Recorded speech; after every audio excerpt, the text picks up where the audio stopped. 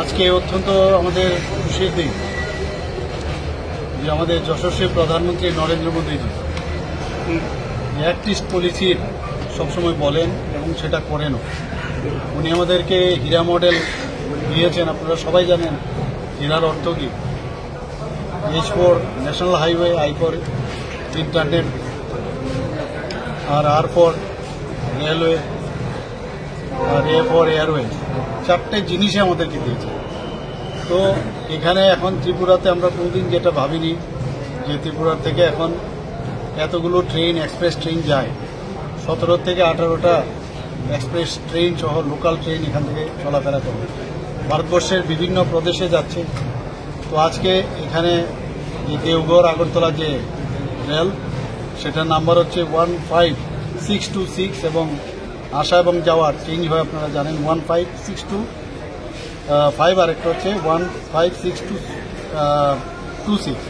এই যে ট্রেনটা, সেটার এতদিন ধরে ICF কোচ, অর্থাৎ ICF কোচ হচ্ছে ইন্টিগ্রাল কোচ ফ্যাক্টরি। তো এই কোচগুলো এতদিন ধরে চলতো, তো সেটাকে চেঞ্জ করে সেটাকে LHB রেক অর্থাৎ লিঙ্কে হপম্যান বুচ এই রূপান্তরিত করেছে।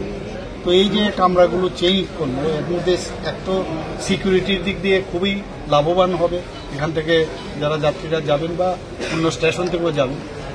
আরেকটা হচ্ছে ওইখানে পেন্ট্রি কার থেকে বিভিন্ন গার্ড ইত্যাদির যে সব বিষয়, সবকটা আধুনিক যে ওখানে কোচগুলো, সেটার ব্যবস্থা এই কোচগুলোর মধ্যে আছে।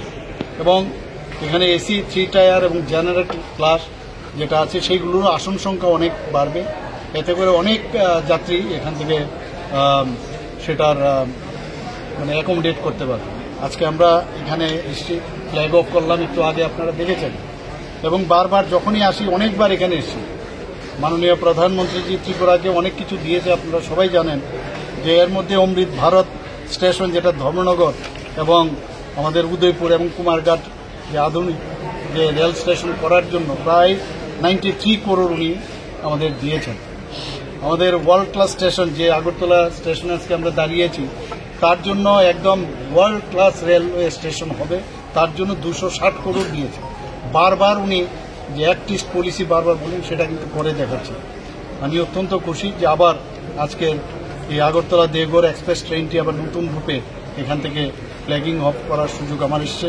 এর জন্য আমি মাননীয় প্রধানমন্ত্রীজি এবং মাননীয় আমাদের ইউনিয়ন রেলওয়ে মিনিস্টার, আমি ওনাদেরকে ধন্যবাদ দেব। এবং আপনারা জানেন যে এই ট্রেনটি প্রায় 1472 কিলোমিটার, এটার যে দীর্ঘ পথ 35 ঘন্টার মধ্যে গিয়ে সেটা পৌঁছবে।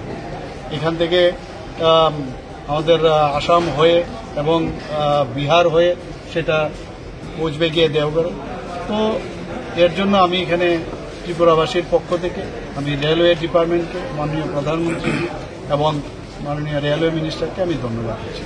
সিঙ্গেল রেল রয়েছে, এটা কবে নাগাদ হতে পারে? ডাবল লেন চিন্তা ভাবনা রয়েছে কি? যেই লাইনটা সিঙ্গেল রয়েছে এখন, তো আগরতলা থেকে এটারও অলরেডি সার্ভে হয়ে গেছে, সার্ভে কমপ্লিট প্রায়, এটাও হবে। আমি এই বিষয়ে আমি কথা বলেছি, এটাও আবার আপনারা দেখবেন খুব শীঘ্রই সেটারও ব্যবস্থা হবে।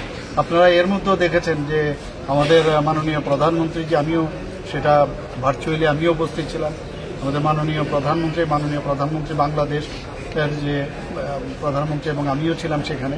আমাদের এখান থেকে আগরতলা থেকে যে আমরা বলছিলাম যে বাংলাদেশ হয়ে আমাদের যে কানেক্টিভিটি বাড়বে, তার কিন্তু একটা ট্রায়াল রান কিন্তু হয়েছে, সেটা 1 ডিসেম্বর 2023-এ হয়েছে।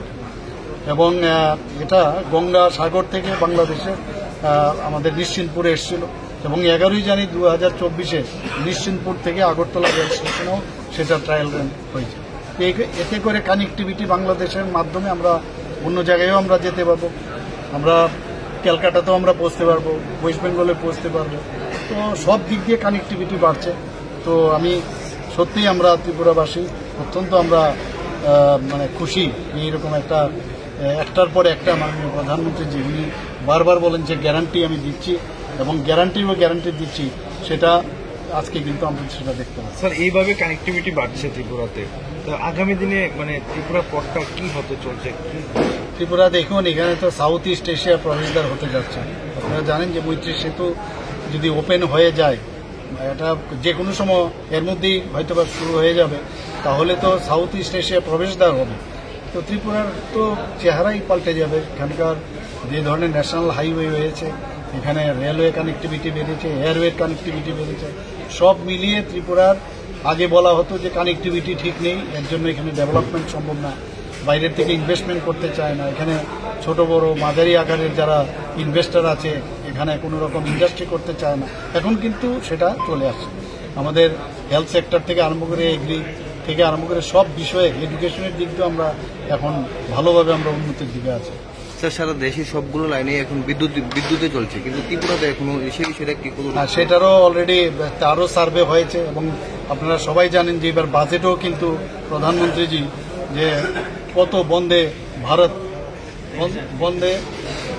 প্রায় 1000 ট্রেনের উনি নতুনভাবে ঘোষণা করেছেন।